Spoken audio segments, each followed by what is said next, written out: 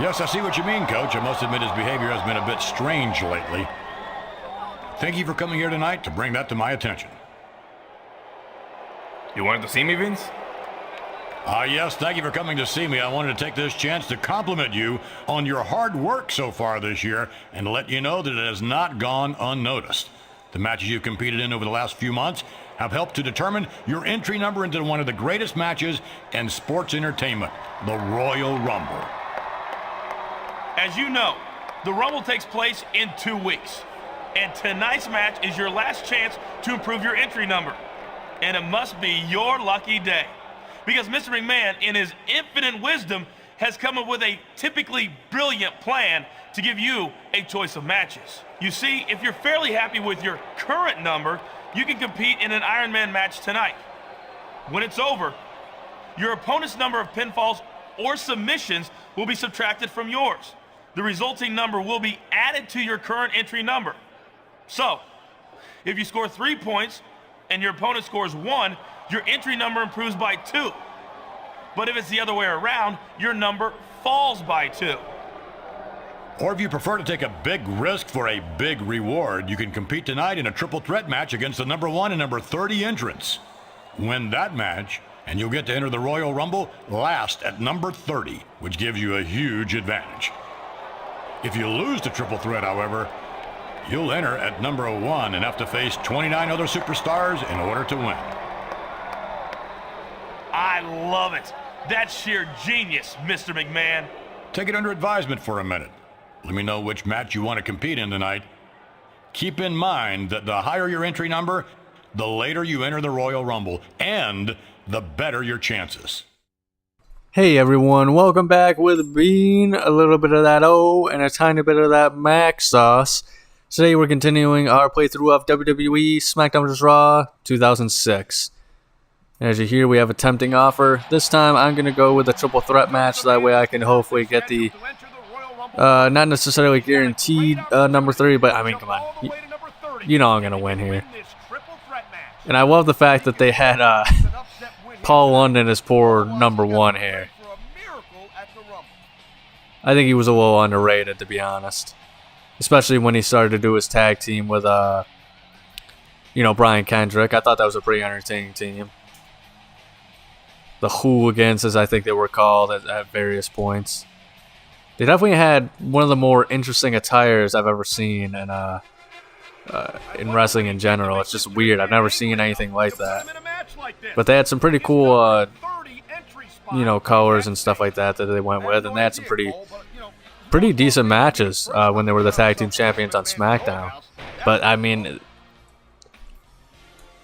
I think it was around this time with like 2006 and 2005 and stuff. I can't remember if it was the SmackDown vs. Raw when it really started, but I know this game it definitely really started because they even had freaking La Resistance. They were still a part of their, they still had their La Resistance gimmicks when, Rob Conway and Sylvain Grenet, I can't remember how to pronounce it, but Sylvain and, freaking Rob Conway, they still had their La Resistance outfits and everything, and I think they were, even though they had their gimmicks after that fact.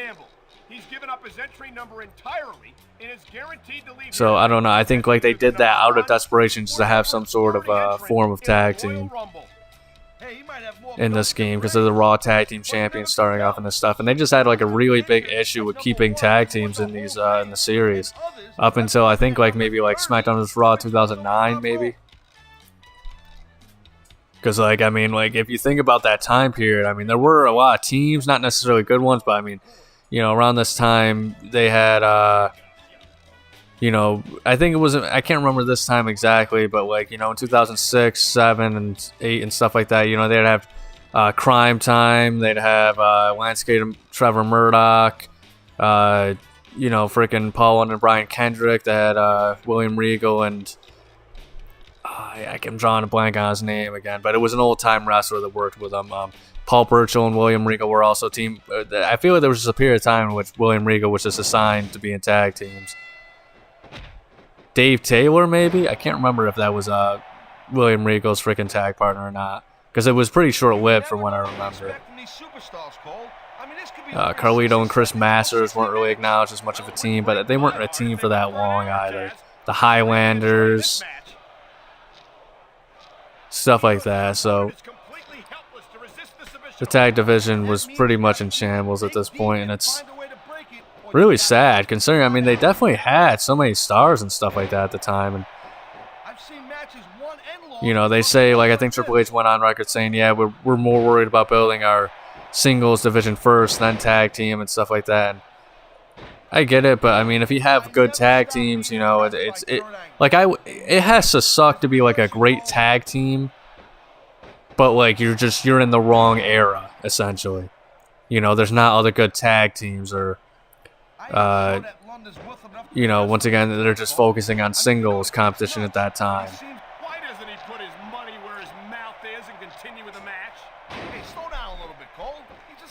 But I think, I don't know, the two peaks of the tag team division were probably the Attitude Era, like 99 and 2000 especially. And then the freaking 80s when, like, they took over all the territories. And it was pretty much just all the territory acts that were popular at the time. So, you know, you even had some from Canada, like, you know, you had the British Bulldogs from Stampede Wrestling, of course. You had the Killer Bees, the Brain Busters. Obviously, you know, the Demolition. Eventually, they would have the Legion of Doom. I think that was 90s, though. But I can't remember the time period exactly. You had the Hart Foundation. The freaking Quebecers. They had a lot of great teams at that time. Mega Powers and the Ultimate Maniacs and stuff like that were some good ones as well. So, I mean, I could probably keep listing some, you know, as they come into my head. But, you know, I think the Attitude Era also had, like, because people always think of just, like, the three main teams of Edge and Christian, which, you know, they were the chair guys and they were definitely the promo team. The Dudleys, which, you know, they were all about the tables. But, you know, I think Bubba Ray Dudley wasn't really bad at promos either. He was pretty good. And, you know, he was definitely, I think him and Devon were the ones who were doing the promos as, like, a main tag team before really anybody else at that time, because they were getting the promo time. And it's interesting when you think about it, Devon kind of became silent for the most part, but when they first came out, it was kind of, like, I think since it was still based off of their ECW gimmicks a little bit, it was kind of like, you know, Devon saying, you know, testify and, you know, laying out the rules for, you know, the Dudleys, you know, do not cross the Dudleys, thou shalt not steal, thou shalt not kill, and thou shalt not cross the Dudleys or something like that. And I think it later eventually turned into Bubba was the one who was the main talker. Because, you know, when he first came in, he was doing the freaking stuttering gimmick. It wasn't Bubba, it was Bubba Ray. I don't know, I think that stupid stuff is funny. Then, of course, you also had the Hardy Boys, and when they first came in, they were already pretty much making a splash. But once they got those that ladder match against Edge and Christian at No Mercy 1999, which, you know, was so iconic they even freaking used in the No Mercy game, you know, Jeff falling off the ladder as the win animation. I mean, that was kind of when they were set, and they were probably definitely the most popular team at that time. But once again, it kind of took them so long to get any sort of screen time. Like, they were on there and they were popular, but yeah, they didn't really let them talk very much. Edge and Christian took a while, when you think about it too, to really develop as well. So I think it wasn't until like May of like 2000 when they were really given, you know, they were given the mic again after like the disaster of the Brood, and, you know, that's when they actually developed their characters. Before then, they were kind of just like, they tried to make it to where, like, all right, you know, like the same way that Hardys were, in which, you know, they were good-looking guys, and they were brothers, and okay, yeah, they're really good at wrestling, and that's kind of their gimmick. But obviously, you know, the Hardys, it could work for it because, you know, they were I guess you could call them the heartthrobs at the time, and they had, like, you know, Terry and later on Lita and stuff like that, and they just had the much more identifiable look.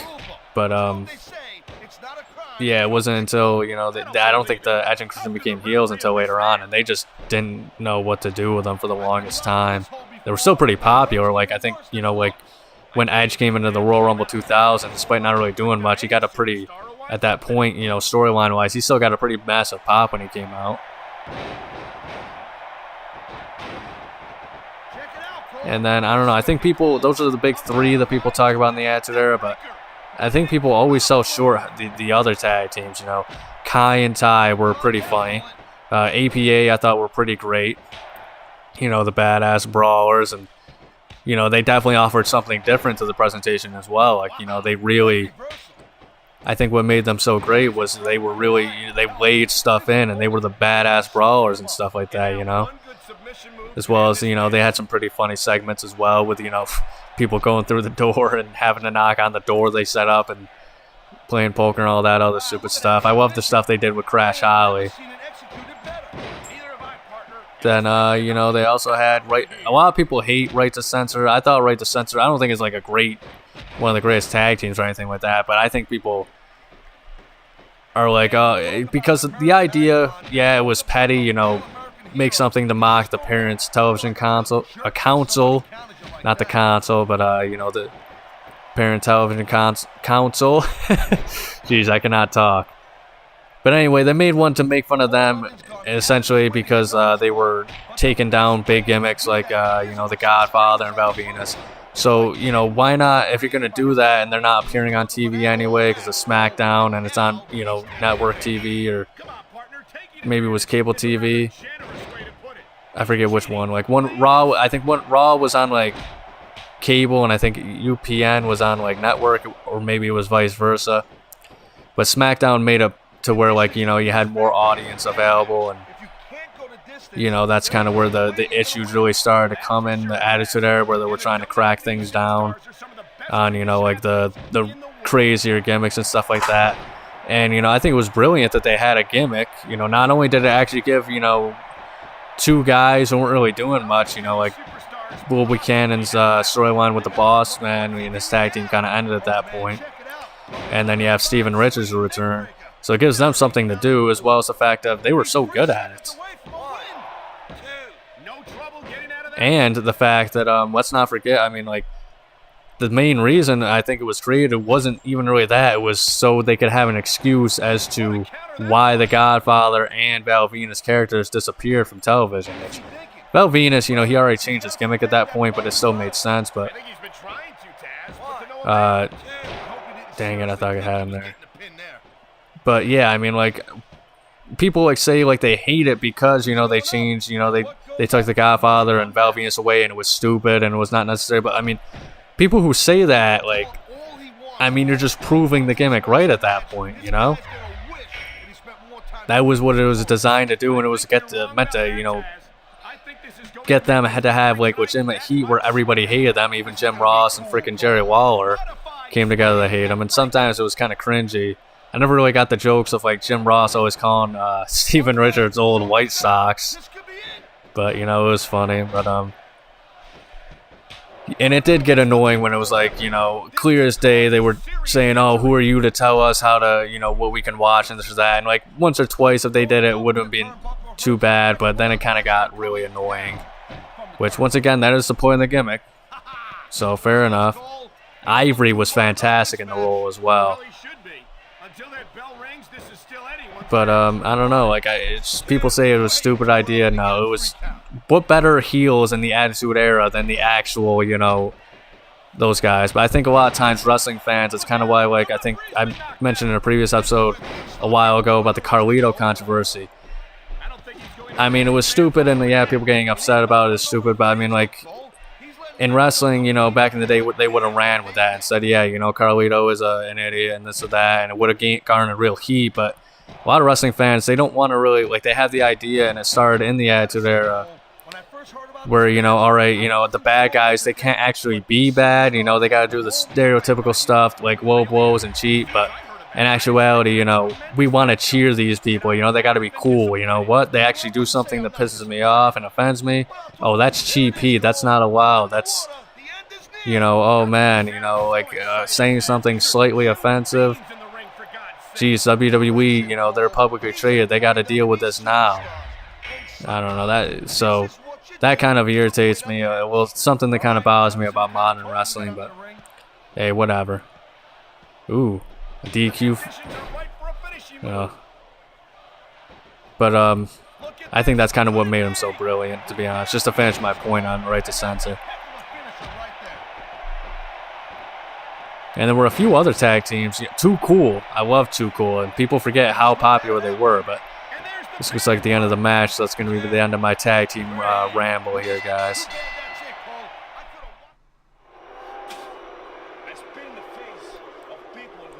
So we have now secured ourselves the number 30 entry in the Royal Rumble, as WWF No Mercy would call it.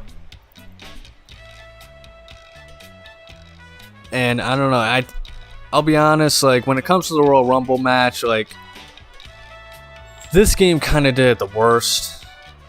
Maybe not the worst, because like it's kind of how it's been since like SmackDown 1 and stuff, where you do the whole match. But either way, we have like the Battle Royal first. But yeah, the WWE games, I think up until like 2000, maybe 2007. I can't remember when they actually started doing it, where like, because I think the Day of Reckoning series, which came out around this time, I believe the second one came out before this, and they pretty much did it where it's like, all right, the storyline is what matters, so we're going to put you in at the point that you need to be at the start of the Rumble.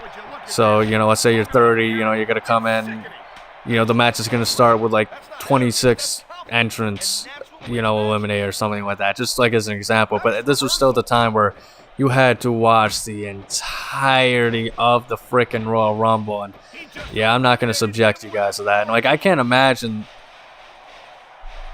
you know, like, I'm usually pretty decent at the Royal Rumbles, right? So, I mean, like, if I were to lose, like, I've done it in my SmackDown 2 playthrough, I mean, there's nothing more frustrating than waiting the entire time in the frickin' Royal Rumble for you to come out and then like one tiny mistake and you're out, and it's like I just wasted literally a half hour watching these guys, and you know, I messed up.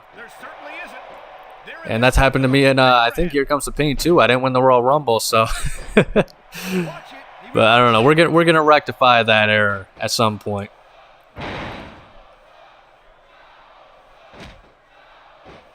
Trust me, because I'm definitely. I don't know how soon it's going to be. There's probably a few other games I want to play before I go back to it, but I am going back to Here Comes the Pain. And it's not going to be Kane or whatever. I actually did a playthrough on my off time with Batista to kind of see, like, all right, do I still have it? And I did it on Legend difficulty, and I was able to do a successful run and win the world title. I probably should have in hindsight, because I did it, like, in preparation for another video. And, you know, like my recent comparison video and stuff like that with Here Comes the Pain and No Mercy, and I decided to just finish up the storyline. And yeah, I had it, so I mean, like, it kind of stings to know, like, all right, I got my footage and I just continued off screen. I should have really been videoing it, because I wanted Batista also, just because, you know, to have, like, to change the main event scene, so that way when I play later on, you know, there's a little more variety instead of, you know, Batista and, you know, guys like John Cena and Randy Orton being stuck in the freaking undercard. So, I don't know. I'll probably do a poll, because I haven't really done polls of, like, you know, for you guys of, like, who do you want me to actually play as and this or that. So, when I do that, I might let you choose. Like, do you want me to play as, like, Randy Orton or John Cena, or, you know, I'll see who else. Maybe I'm not doing one as Rey Mysterio, I'll be honest, just because that would be too difficult. Because I can't remember off the top of my head, but I think Here Comes the Pain has weight detection. But it's kind of not like the, oh, we're going to use a different move or whatever. It's just like, oh, they can't lift them. So because you don't remember their moveset perfectly, or you make a minor mistake, yeah, you just pretty much, they just get a free hit, and I think you get damaged for trying to pick them up. And that was just such a stupid freaking thing. But once again, I can't remember, because obviously this game has weight detection, but I can't remember if that was in Here Comes the Pain or not off the top of my head. I thought it was. But I'm trying to freaking damage Kurt Angle a little bit, just so I can get a freaking easy ring out, but he keeps reversing me too much. I don't know. I think I'm going to try and just get a finisher, so that way if he does try and throw me out, you know, I can defend myself, and then I'll go for it. We'll see. Depends on how damaged he is or how close he is to a red body part. But man, he is just not letting up.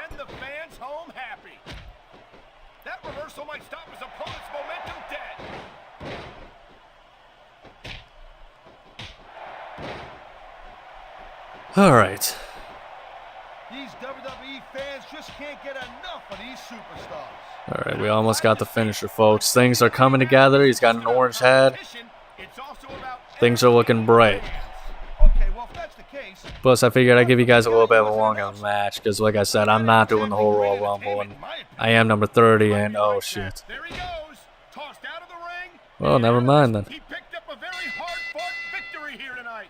But this isn't, you know what they say, they usually have you lose at the end of the pay-per-view, right? You know, or the match before the pay-per-view. So since I lost, I'm guaranteed by WWE booking logic to win the Royal Rumble, folks. So don't worry. This all is going according to plan, all right? Just take it easy.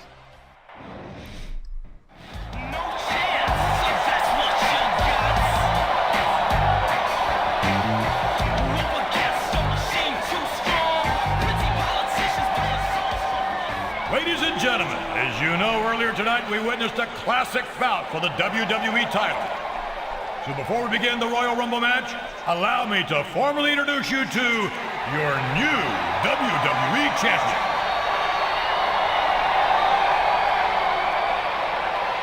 And I have even better news for SmackDown. Your fine general manager, Theodore Long, is nearly fully recuperated from his heinous assault earlier this year. And being the consummate professional that he is, he insists on resuming his duties on SmackDown as soon as this week. Did you hear that, Taz? Theodore Long is back. It's about time, Cole. SmackDown's been without a general manager for way too long. Now remember, the man who wins tonight's Royal Rumble will earn a title opportunity at the greatest sports entertainment spectacle of all time, WrestleMania 22. Yes, the road to WrestleMania begins right here, right now, in this very ring.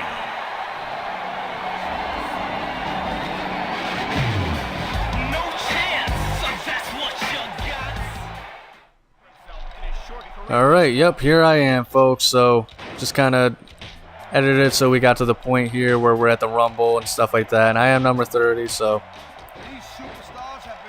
we shouldn't have anybody else come out or anything like that. Come on, Chris Masters, you're supposed to let me win. But yeah, I mentioned in my first playthrough and stuff like that, maybe even the second episode of this playthrough, that events in that, you know, the first storyline would affect the events for the future storyline. So as you've seen right there, John Cena is now the WWE champion, and he's the champion for the storyline, right? Well, I can't remember exactly what influences it. It might even have been, you know, whether or not I won that freaking Royal Rumble or not. I mean, that Battle Royal or not, actually.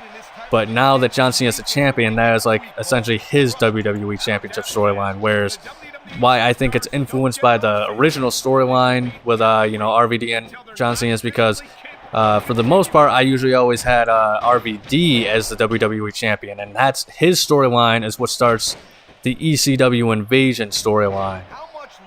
And it's going to be different now. I'm not going to spoil the storyline we're about to be in. If you know, you know.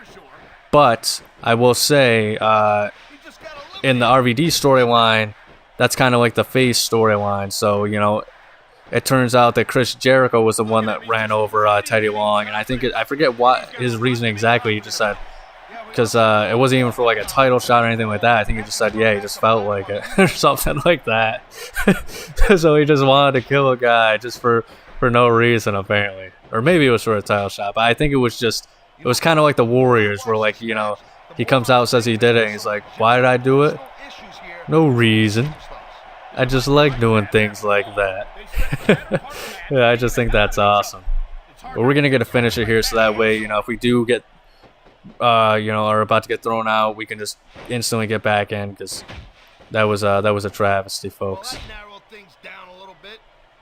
I'm thinking of actually maybe playing as Chris Masters for my Raw storyline, but if I can't figure out how to do the submissions, man, then I mean, there's no point.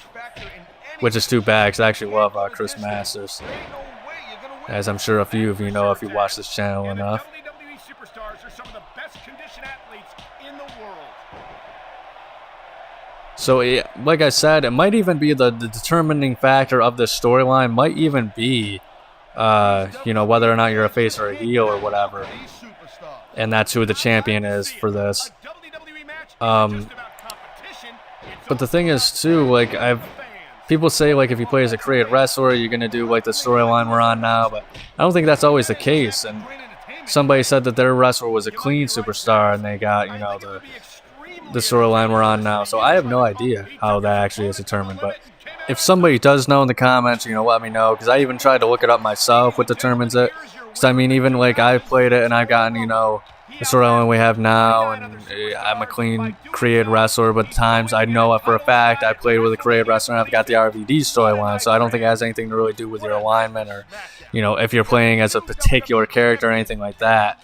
And like I said, it might be the special guest referee match, it might be depending on who you accuse at the beginning of the story. It might be something along the lines of, like I said, even the Battle Royal. I mean, I don't think it is, because it wouldn't really make much sense considering, like, it does revolve around the two guys that, you interact with right at the beginning of the season mode. But I don't know. Like I said, I don't know for sure what the determining factor is. So if you know, comment down below. But thank you guys so much for watching. If you enjoyed, make sure to like and subscribe. Make sure to check out next week's episode on Wrestling Wednesday. But above all else, please remember to have a nice day.